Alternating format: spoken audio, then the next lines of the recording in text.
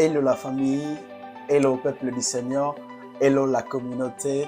Nous sommes là dans notre cadre de notre émission Parlez-nous de vous, pasteur. Parlez-nous de vous, pasteur. Je suis invité de cette première émission. C'est pourquoi je vais partager mon expérience avec vous. Mon invité est bien.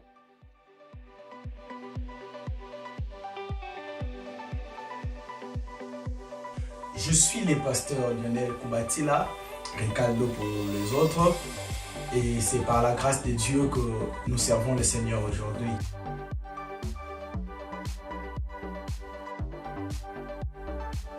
Ici, je parlerai de mes origines. Je suis congolais de naissance, je suis congolais et origine du Congo central, né d'une famille de 4 enfants dont je suis l'aîné de la famille et mes parents tous vivants, je pourrais dire comme ça. Et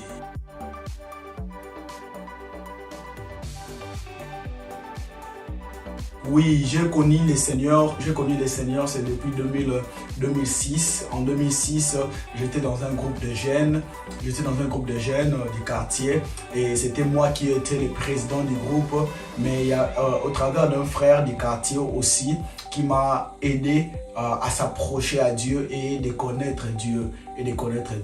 Si je peux citer, c'est le frère Fiston Kazali. C'est par lui qui m'a poussé encore d'aimer le Seigneur, parce que dans notre staff, dans notre groupe de jeunes, on s'est comporté un peu différemment que lui, et c'est par lui qu'il présentait un caractère un peu différent, de nous étant que jeunes, et c'est par là qu'un jour il m'a poussé de venir à l'église et assister dans un séminaire, et en venant à l'église, c'était le jour de mon appel. Oui, c'est par ce jour-là que le Seigneur m'a doigté en disant que toi tu vas servir le Seigneur. Bon, c'était pour moi, c'était comme un rêve, c'était pour moi comme une affaire que je ne maîtrisais pas au fait. Je ne maîtrisais pas et je ne comprenais pas comment ça pourrait se faire, parce qu'à l'époque, si je me souviens bien, j'avais des coiffures un peu bizarres, j'avais la crête et consort, donc je me comportais vraiment en tant que jeune, et j'aimais très aussi les fashion et comme ça. Et c'est par là que le Seigneur m'a pointé du doigt en disant que toi, tu vas servir le Seigneur. Oui, c'est par là que le Seigneur m'a choisi, et après un certain moment, je me suis incliné sous le pied d'un homme de Dieu que je vais citer aussi, c'est qui est mon père spirituel, le pasteur Vania Mangwata. C'est par lui qu'il m'a pris dans le néant, et grâce à lui, il m'a formé, grâce à lui, il m'a baptisé, grâce à lui, il m'a affermi, grâce à lui, et il m'a consacré aussi, grâce à lui, il m'a amené jusqu'à tel point que je puisse devenir serviteur dans l'église.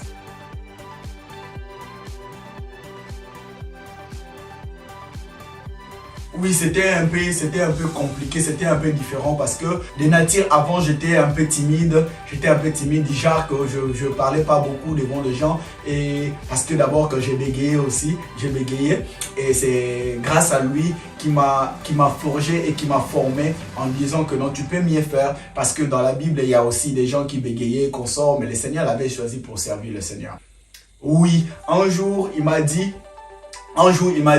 que toi, tu seras un grand serviteur de Dieu, mais je ne croyais pas à cela, parce que je voyais juste le président, mais je ne connaissais pas mon futur.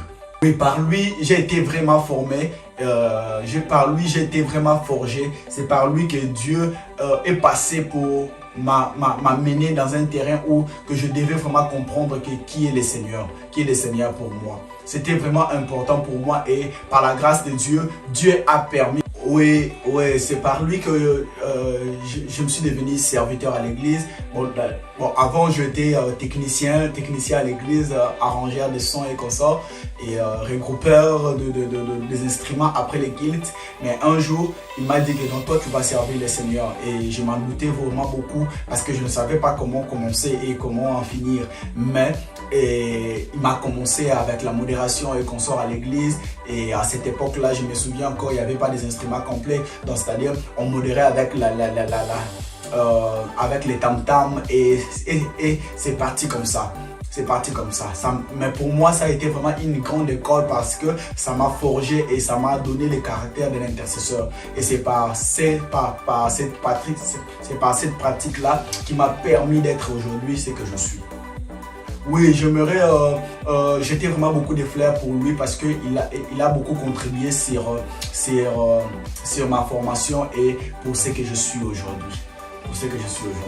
Il n'y avait personne qui croyait en moi, ni ma famille, ni mes amis, ni mes collègues, ni mon environnement. Mais lui, il a cru en moi. Voire même qu'à l'église, il y avait des diacres, il y avait des anciens qui nous combattaient, la nouvelle génération, en disant que pourquoi vous donnez trop confiance aux jeunes, pourquoi. Mais je retiens encore quelques mots que mon père spirituel me disait toujours, et il disait toujours vis-à-vis aux gens qui nous accusaient d'une manière à une autre, en disant que moi je ne les regarde pas aujourd'hui, mais je regarde leur avenir.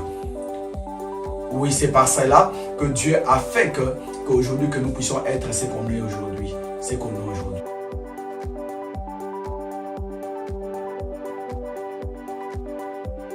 C'est depuis 2013, si je ne me trompe pas, 2013 ou 2014, que je me suis devenu prédicateur.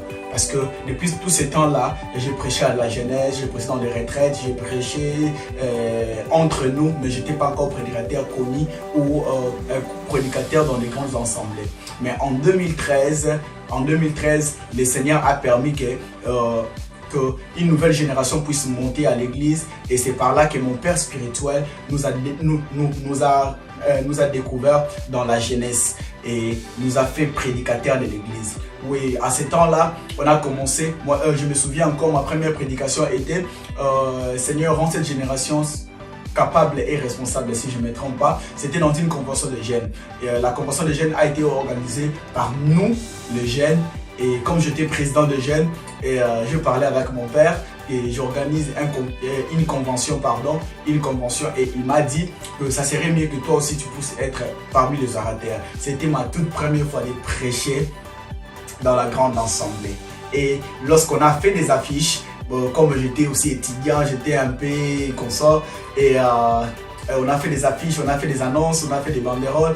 Il y a eu des gens qui venaient me voir comment je pourrais parler, comment je pourrais m'exprimer ces jours-là. Mais par la grâce de Dieu, ça s'est bien passé et Dieu a approuvé la chose qu'il avait mise en moi. C'est depuis ce jour-là, les décomptes a commencé. Et Dieu a fait grâce par mon parcours. Dieu m'a utilisé et il continue toujours à m'utiliser puissamment dans mes prédications. Et c'est par là aussi que les âmes sont sauvées et c'est par là aussi que nous prêchons Jésus.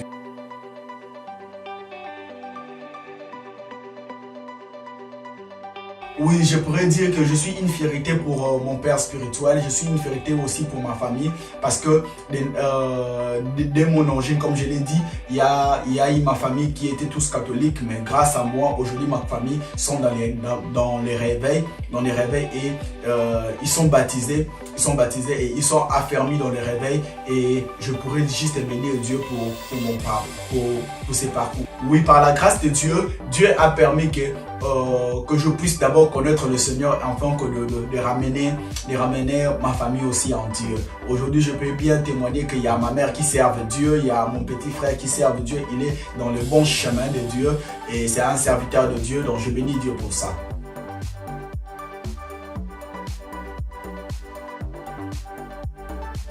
Oui, ma particularité dans mes messages, en fait, j'aime parler de Jésus, mais j'aime aussi que je puisse être un peu compliqué dans mes termes, en fait.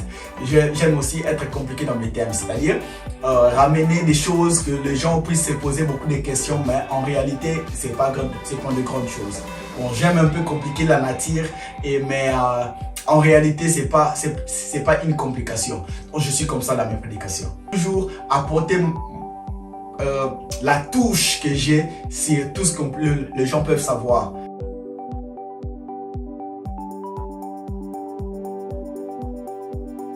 Donc, je m'inspire beaucoup de la nature, je m'inspire aussi je m'inspire aussi de les Écritures de Dieu, et aussi le Saint-Esprit ne manque jamais nous inspirer et nous parler de quoi nous devons parler. Et à chaque moment, Dieu veut nous parler. Dieu a réellement un message qu'il apporte vis-à-vis à son peuple. Donc c'est un peu ça ma particularité. Oui, je pourrais bien dire que ma source d'inspiration, c'est le Saint-Esprit et la nature. Le Saint-Esprit et la nature et mes réflexions propres, je peux le dire.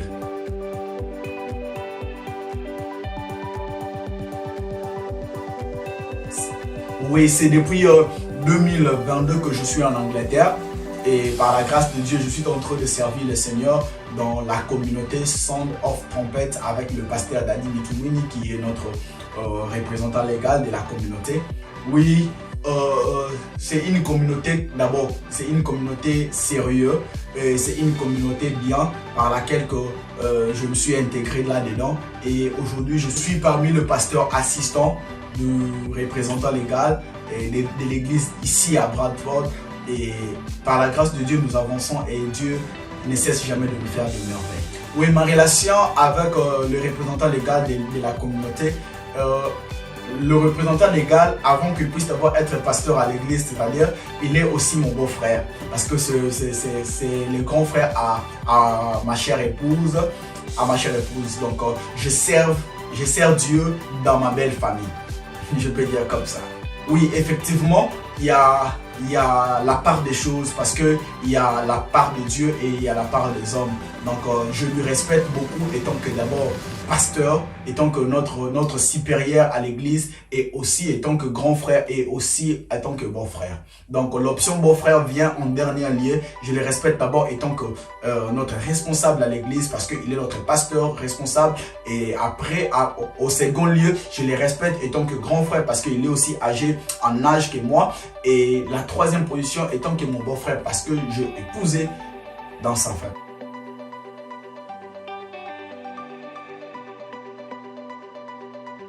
Oui, il y a tant des objectifs, fixés pour des années qui suivent ou des années qui viennent. Par la grâce de Dieu, je sais que petit à petit, Dieu permettra que nos objectifs soient réalisés.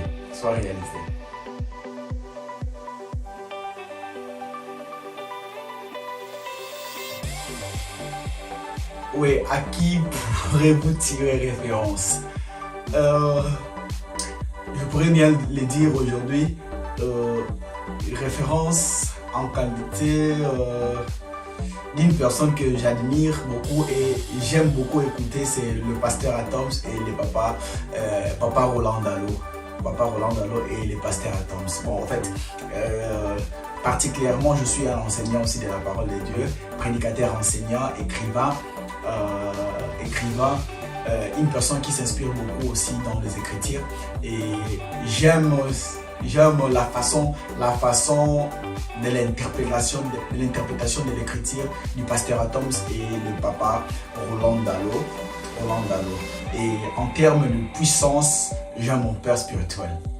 Il y a mon père spirituel qui dégage la puissance lorsqu'il est en service.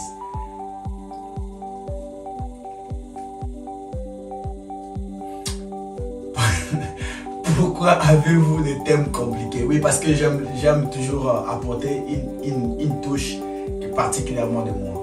J'aime être un peu compliqué dans mes exhortations et mes prédications, afin que les gens tirent curiosité de venir et écouter. Donc c'est juste ça.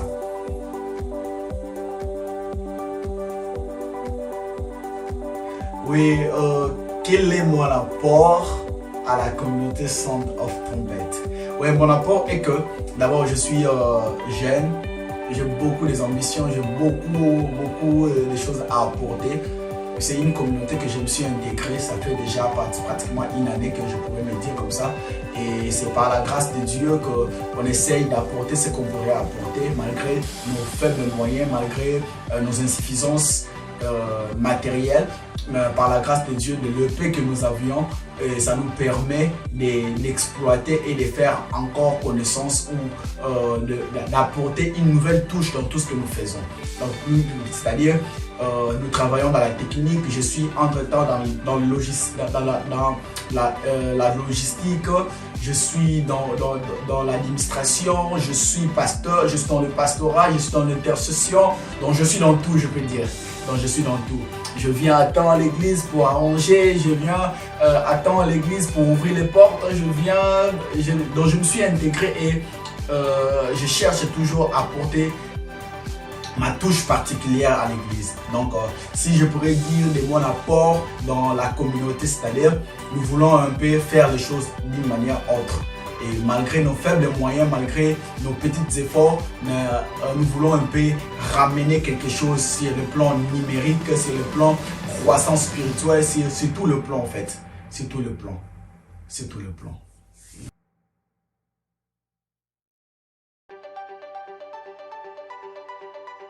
Quelle est la différence entre servir Dieu en Afrique et en Europe? Oui, il y a une grande différence de servir Dieu en Afrique et ici en Europe. Par ma petite expérience que j'ai à observer, selon mes observations, j'ai compris que en Afrique, malgré beaucoup, il y a beaucoup de négligence, il y a beaucoup de choses, mais en Afrique, nous servons Dieu plus mieux qu'ici en Europe. Pourquoi je le dis? Parce que en Europe, d'abord, la structure ou l'environnement ne nous permet pas d'être libre en esprit et de développer ce que vous voulez faire. Par rapport qu'en Afrique, il y a la liberté de l'esprit et il y a la liberté de l'environnement en fait. Vous allez voir qu'en Afrique, nous avons des veillées de prière, en Afrique, nous avons des séminaires, nous avons des campagnes d'évangélisation, nous avons toutes sortes de manières pour évangéliser et apporter notre touche dans tout ce que nous voulons faire. Mais contrairement ici en Europe, il y a tellement de complications, il y a tellement de choses et qui ne nous permet pas d'être libre en fait dans les choses de Dieu. Tel que par exemple, vous ne pouvez pas afficher dans le mur, sinon on va vous taxer des taxes, vous ne pouvez pas faire des banderoles, si vous ne payez pas des taxes qu'on sort, des impôts et qu'on sort. Et hormis ça, il y a la nuisance son nom, vous ne pouvez pas faire des veillées avec des instruments pourquoi? Parce que vous allez déranger les voisins. Hormis ça, il n'y a pas assez de membres dans les églises. Pourquoi? Parce que tout le monde est occupé, tout le monde est busy dans ce qu'il fait, dans son travail, dans ses occupations. Et donc il n'y a pas vraiment les temps consacrés pour Dieu. Et comme nous voyons en Afrique, un pasteur qui est à full time, il est en plein temps à l'église et comme ça, mais c'est différent d'ici. Ici, tu verras que le pasteur est au travail, il peut vous dire que le dimanche, il va travailler, donc le dimanche, il a son shift et comme ça ne lui permet pas d'être à l'église. Donc, c'est contrairement en Afrique. Donc, pour moi, l'Afrique, ou particulièrement l'RDC, parce que je n'ai pas sillonné toute l'Afrique, particulièrement en RDC, moi, je pourrais dire que non, ils sont tellement bénis et j'ai vraiment envie de retourner envie de retourner, pas d'aller vivre, mais envie de retourner pour aller encore exercer mes fonctions ministérielles. Oui, la particularité de l'Afrique est que en Afrique, les gens sont aussi dévoués, les gens sont zélés dans les choses de Dieu. Contrairement ici en Europe. Ici en Europe, c'est le pasteur qui est derrière le fidèle. Mais contrairement en Afrique, c'est les fidèles qui sont derrière Dieu. Donc, ici, on pousse les fidèles de venir à l'église, mais en Afrique, les fidèles viennent chercher le Seigneur. Donc ici, comme si apparemment, les gens viennent à l'église pour les gens, donc pour les autres en fait. S'il y a quelque chose qui se passe mal, et ça lui permet d'être frigide envers vous. Pourquoi? Parce que peut-être quelque chose qui a cloché, peut-être quelque chose qui n'a pas marché, et ça ne lui a pas permis d'être dans son assiette, et il peut fuir l'église.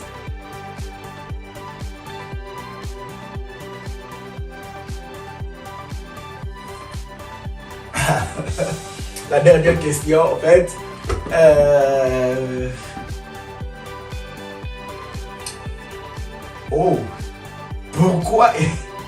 pourquoi j'aime ma femme?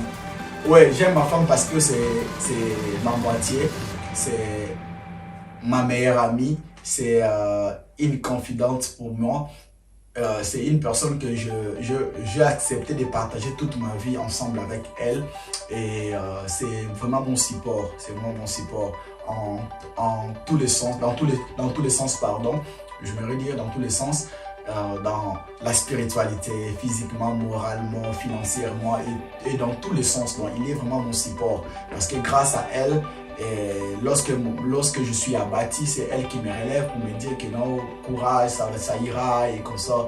Donc c'est vraiment une motivatrice pour moi. Je sais que c'est une femme et des fois aussi elle est un peu faible dans certaines situations, mais j'aime sa partie motivation en fait et j'aime sa partie intercession. Parce que je le dis toujours à chaque fois, lorsque moi je intercède pour les autres, toi aussi tu peux le faire pour moi.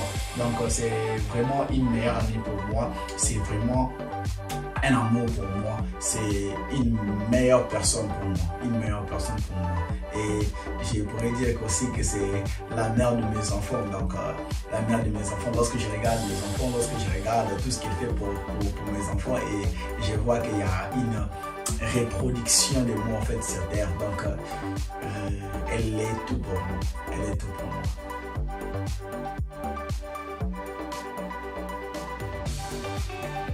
Mes ambitions, bon, étant que serviteur de Dieu, étant qu'homme de Dieu, je pourrais dire que j'ai tant des ambitions à réaliser, et étant aussi jeune, j'ai tant des ambitions à réaliser. Mais dans le service de Dieu, comme c'est une émission consacré à Dieu, dans le service de Dieu, mes premières ambitions est que je puisse finaliser mes ouvrages que j'ai eu à écrire. Ça fait déjà beaucoup d'années qui ne sont pas encore publiés aujourd'hui. J'ai pratiquement 4 ou 3 ouvrages qui sont déjà prêts ou ready à publier, mais faute de moyens, faute des insuffisances monétaires ou manque de production ou de duplication, donc le livre n'est pas encore sorti. Ouais, mon premier livre que j'ai écrit en 2000, je l'ai commencé en 2017, si je ne me trompe pas, en 2017, si je l'ai commencé en 2017. Mon premier livre qui a été intitulé La conjugaison qui ronge ma génération. Ouais, La conjugaison qui ronge ma génération. Et mon second livre c'est L'onction dans un vase. Et mon troisième livre c'est Double face. Et le quatrième c'est Ce que tu penses et ce qui t'arrive. Oui, ce sont des ouvrages que j'ai eu le temps d'écrire par mes moments lorsque je suis seul. Lorsque je me concentre un peu dans les choses de Dieu, c'est par là que Dieu m'inspire et je m'inspire beaucoup de la nature, je m'inspire beaucoup de choses, je m'inspire beaucoup du monde et je m'inspire aussi beaucoup de la parole de Dieu, et cela me permet d'écrire quelques ouvrages pour le Seigneur et pour l'édification de son peuple. Oui, la plupart de mes livres, ce sont mes prédications. Dans la plupart de mes livres, ce sont des prédications. Ce sont des prédications, peut-être je les prêchais et après un certain moment, j'ai écouté l'Esprit de Dieu en me disant que non, je pourrais bien l'écrire comme livre. Donc c'est comme ça. Oui, je ne suis pas seulement pasteur, mais je peux me dire que j'ai plusieurs casquettes. Je suis pasteur, je suis ingénieur, je suis écrivain, je me débrouille pas mal aussi dans certaines choses. Donc je suis dans tout en fait, je vais dire comme ça. Je suis dans tout. Par la grâce de Dieu, on se focalise dans ce que le Seigneur nous oriente petit à petit. Il y a certaines choses qui vont encore se développer en nous. Ouais, si je pense un jour aussi de la musique. En fait, j'aime la musique. J'aime vraiment la musique. Je suis tellement ménomane. Je suis tellement fan de la musique. J'aime la musique d'une manière impossible. Donc j'aime la musique, mais malheureusement je n'ai pas une belle voix comme les autres, mais je compte faire la musique.